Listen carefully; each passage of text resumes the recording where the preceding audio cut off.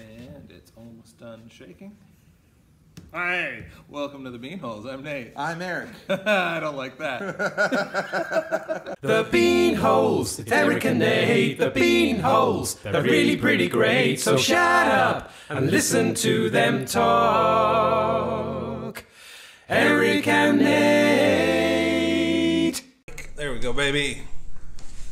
Welcome to the Beanholes. I am Nate. I'm Eric. And I don't like to look at the camera when I start my welcome, but that's okay. It's all right. We'll fix it in post. Yeah, or we won't. We'll CGI your eyes to look the other direction. Also, let's not forget the vast majority of our listeners are strictly listeners, and they don't care where I'm looking.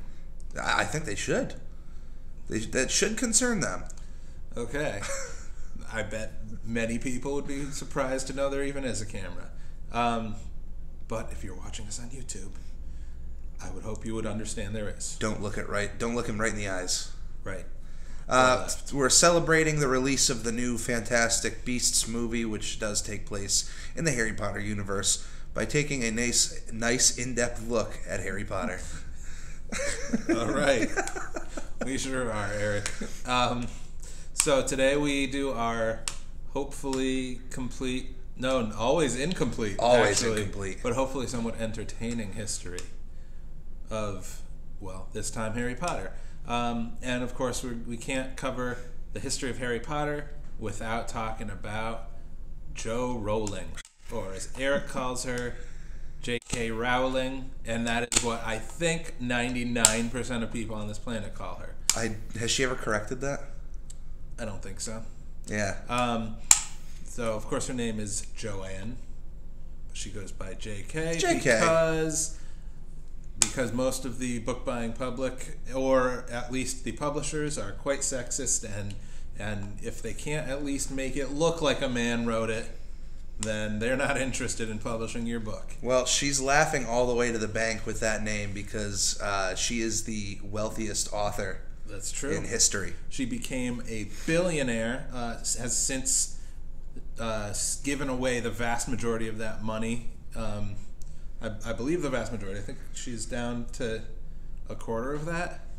Yeah, she gave just a lot of it to charity, but she did reach $1 billion at one point. So given the fact that there's only about 2,200 some odd billionaires in the world, that's quite an exclusive club. Yeah. And so good for you. Good for you, JoJo. And of course, it's one of the greatest true rags to riches stories in the history of authorship. Yeah, we did a considerable amount of research into just an overview of her life, and it was very interesting to see how far she fell to then where she became, because you start the story out knowing where she is right now. She is the richest author of all time. She is the writer of the best-selling book series of all time. This is very awkward. It is. So to see where she came from, which there's been a big misconception that she was actually homeless. Yeah, I had certainly heard that numerous times. I think where I got it from was Robot Chicken. Mm-hmm. That idea years ago, because I think in the first season the well-known news organization. No, they make a joke about time travel in which throughout the episode a time-traveling jerk goes back in time and like ruins history. Yeah. So one of the comedy segments is him going to a homeless woman who just wrote Harry Potter, and he's like, you don't want to write about that. You want to write about like an armadillo, and completely gives her a phony story, and Harry Potter's never written. That's the joke. Hilarious. But it depicts her as homeless. Yeah. So I always thought, wow, she was homeless and wrote this story. Come to find out that, in her words, she was as poor as you could get without being homeless at that current time in Britain. So she did have a roof over her head. Where exactly is Britain? Britain. Okay. So she did have a roof over her head. She also... Another misconception is that she would write a lot in cafes. Yep. Well, no, she did, but she did. People think it was because she had didn't no have heat. Yeah. Which she did say she always had heat in her apartment, but it was because the walks to the cafes would always get her daughter asleep, and that was easier for her to write. So she ended up just being in cafes. And her brother-in-law actually owned one of the pubs that she would write in. Yep. So awesome. Yeah. Now I have here my a phone.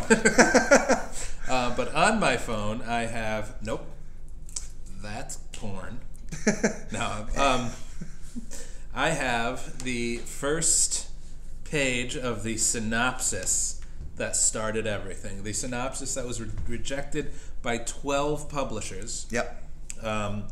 And was finally submitted and accepted by Bloomsbury Publishing. 12. Can you believe that? 12 people heard. This is with 8 books, or 7 books, and then a few others, is the best-selling book series of all time. Those 12 publishers must be kicking themselves to this day about letting that slip through their hands. Quite possibly. But if I was a publisher, I would just be happy about, still being in business. Yeah. So this is on display at the British Library. Really? Yep, the first page. So should I leave off the last sentence, or should I just read up to the middle of the sentence that gets cut off? Do whatever you feel is more suspenseful. Okay. All right. Actually, this is quite long. I don't think I'm going to want to read all of it anyway. No, this is what she wrote. Harry Potter lives with his aunt, uncle, and cousin because his parents died in a car crash. Or so he has been told. Ooh. The Dursleys don't like Harry asking questions. In fact, they don't seem to like anything about him, especially the very odd things that keep happening around him, which Harry himself can't explain. The Dursleys' greatest fear is that Harry will discover the truth about himself, so when letters start arriving for him near his 11th birthday, he isn't allowed to read them. However, the Dursleys aren't dealing with an ordinary postman, and at midnight on Harry's birthday, the gigantic Rubeus Hagrid breaks down the door to make sure Harry gets to read his post at last. What a guy. What a guy. Ignoring the horrified Dursleys, Hagrid informs Harry that he is a wizard. I don't know. You may have heard that quote before. You're a wizard, Harry. And the letter he gives Harry explains that he is expected at Hogwarts School of Witchcraft and Wizardry in a month's time. To the Dursleys' fury, Hagrid also reveals the truth about Harry's past. Harry did not receive the scar on his forehead in a car crash. It is really the mark of the great dark sorcerer Voldemort. Ooh. Who killed Harry's mother and father, but mysteriously couldn't kill him, even though he was a baby at the time. Harry is famous among the witches and wizards who live in secret all over the country because Harry's miraculous survival marked Voldemort's downfall. You couldn't kill a baby? Get out of here. Maybe. Baby. There's some potential crossover possibility with Halloween. That is true.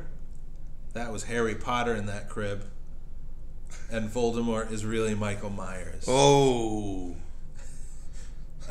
So Harry, who has never had friends or family worth the name, sets off for a new life in the wizarding world. He takes a trip to London with Hagrid to buy his Hogwarts equipment, robes, wand, cauldron, beginner's draft, and potion kits. And shortly afterward sets off for Hogwarts from King's Cross Station, platform 9 3/4, to follow in his parents' footsteps. We're almost done here.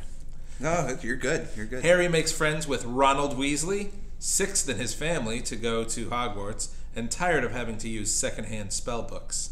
And Hermione Granger, cleverest girl in the year, and the only person in the class to know all the uses of dragon's blood. Clever girl.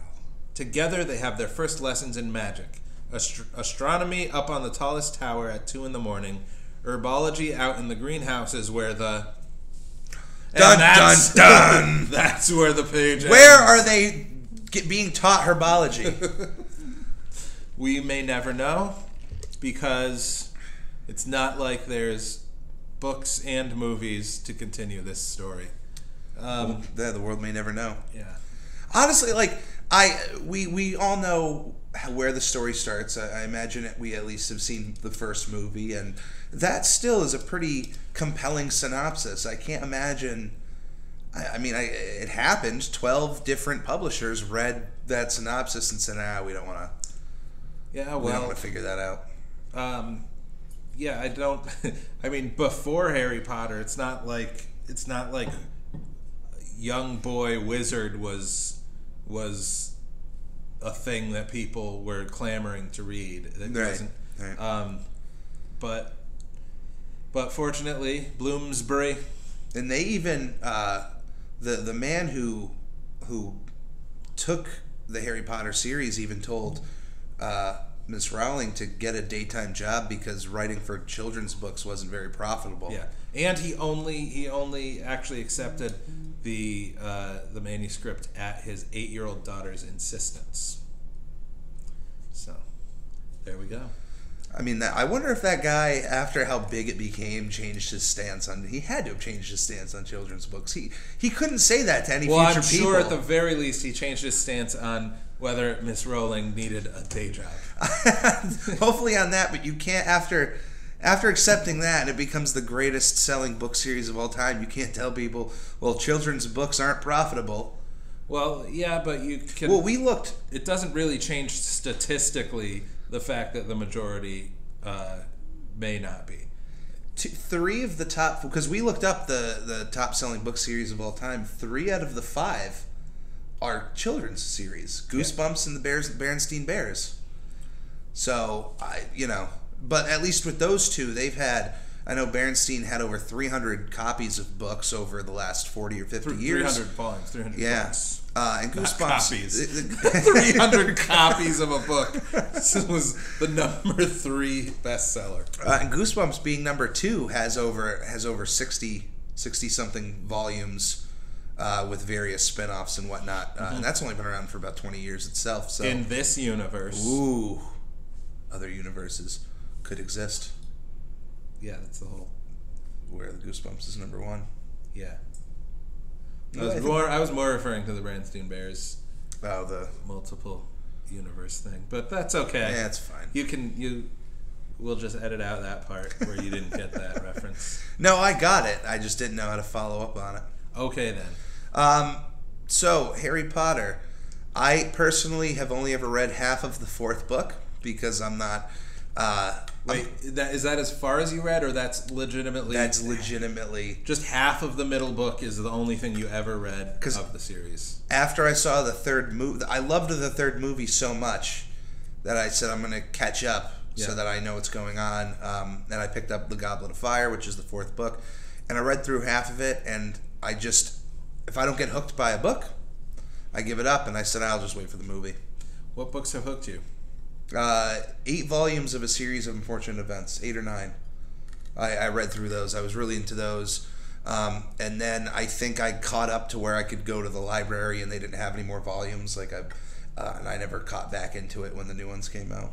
So it takes a little bit. And not that it was hard to read. It was just because the movies have to condense so much more. It just seemed like the book was dragging compared to if I was watching the movie, which I think only 3 years later, The Goblet of Fire came out. 3 years? Yeah, 2 or 3 years in between each movie.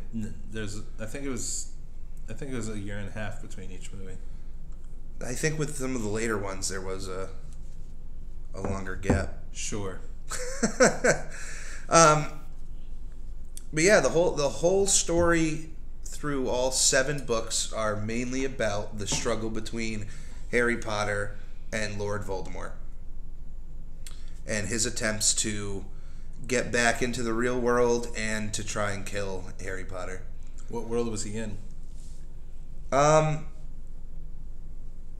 Professor Quirrell's back of his head. Okay. That's the world. That is my favorite world in Super Mario Brothers. I honestly just had a conversation with somebody who's a Harry Potter fan about having a head like that, having that face on the back of your head. Like, did he have to feed it? And she said yes, he had a unicorn blood. And I'm like, but does he pour it in the back of his head? Like, does it go in his skull at all, or where is it going into another dimension when it enters? I think he just his leans mouth? back into a bowl and just lets him slip. slip. I'm gonna let him slip here. Oh yeah. All right, the film series. All right, the film series. I'm just trying to see about those years. 2004, 2005. All right, so it was a year apart from 3 to 4, but 2 years from 4 to 5. Or a year and a half between each, like I said. All right. That's where we're at? Okay. That's where we're at. No,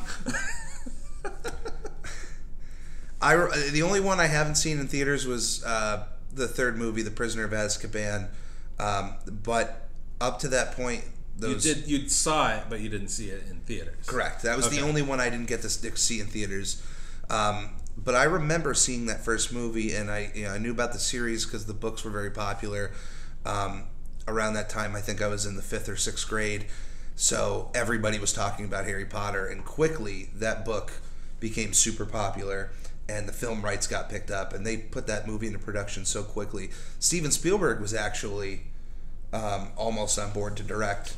Almost. There were so many rumors at the time, and even for a few years, that J.K. Rowling was the one who got rid of him. Mm-hmm. She has come out to say that it really only wasn't until the last few movies that she had some semblance of creative control and got to finalize the scripts. Yeah. She's actually a screenwriter now, writing the Fantastic Beasts movies. So she has come out and said that she would have never omitted that director at all. She would have never gotten rid of him. It was just a creative thing between the studio and Steven Spielberg. And I think it's Steven Soderbergh who ended up directing the first 2 Harry Potter movies. And that first movie was... it's corny to say it was magical, but it was. It was honestly, for me, that feeling of when people bring up Back to the Future or E.T., like these big, wondrous children's movies, it was like my first time feeling that in a theater, almost seeing like a blockbuster for the first time live. Whereas people would say, oh, you should watch these movies, Star Wars and Indiana Jones. Those weren't in theaters when I was growing up. So it was a lot of cartoon movies. And yeah, Harry Potter was my first like big blockbuster that I can think about seeing. All right. Yeah. Just, I'm thinking of Steven Soderbergh. Oh, really? I see. I thought it was. I don't think he was a director of any of them. Chris Columbus directed 1 and 2. Alfonso Cuarón directed 3. Mike Newell directed 4, and David Yates directed 5 through 8, as well as both Fantastic Beasts movies. So the first book in everywhere around the world except for the United States is called Harry Potter and the Philosopher's Stone. Yep. And coming over to the United States was switched over to the Sorcerer's Stone, which J.K. Rowling has since said she regrets not fighting that.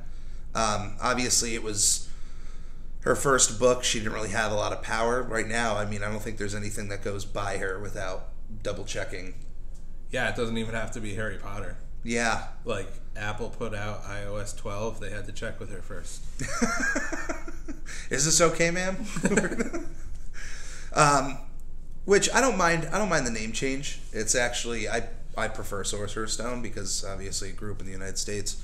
But what's interesting is when they were filming the first movie, they actually had to, any scene where the stone is mentioned, they had to film the scene twice.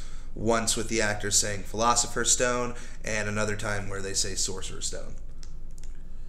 Yeah, I don't think they had to do that. They didn't have to. I'm saying like by the time they were making the movie, they could have called it Harry Potter and the Pile of Shitty Garbage, and people would have come to see it. That's actually the new book being made.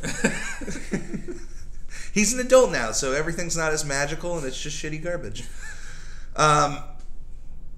So the one thing looking into the Harry Potter world and everything around it is that the amount of world building that J.K. Rowling has created, even post the books, is something just absolutely. It's insane, but it's something I've never seen any other fictional world do.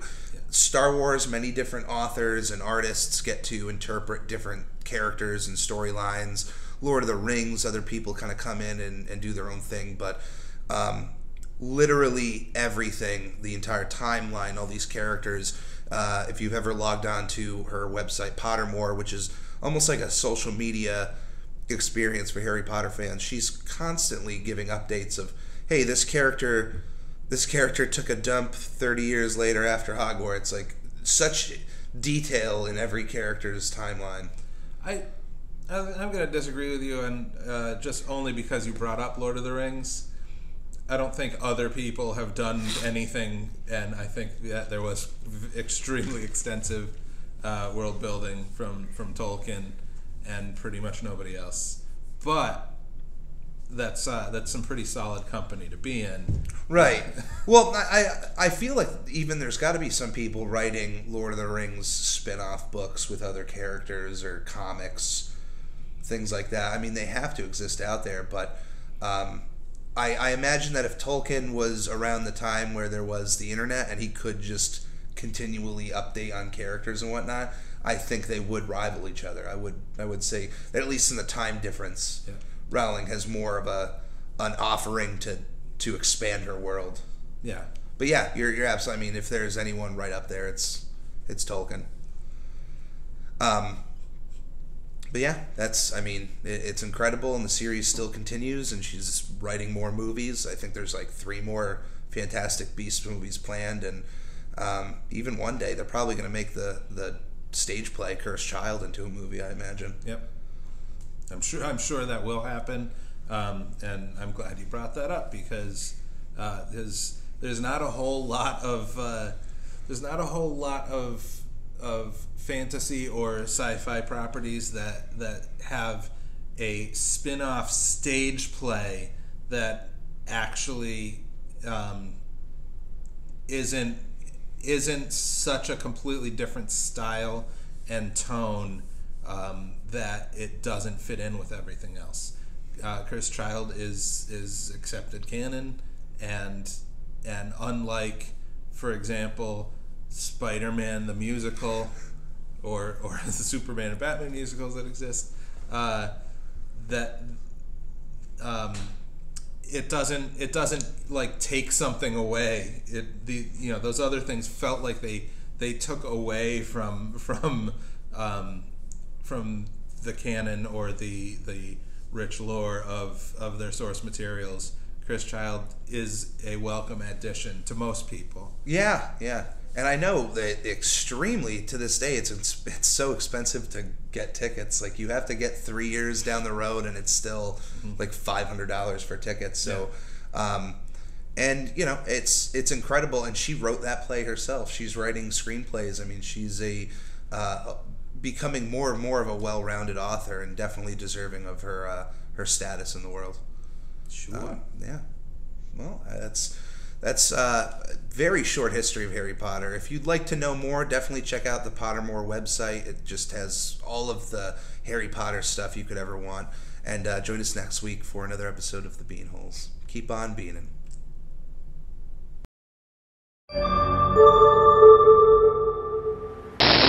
The Beanholes. Look it up.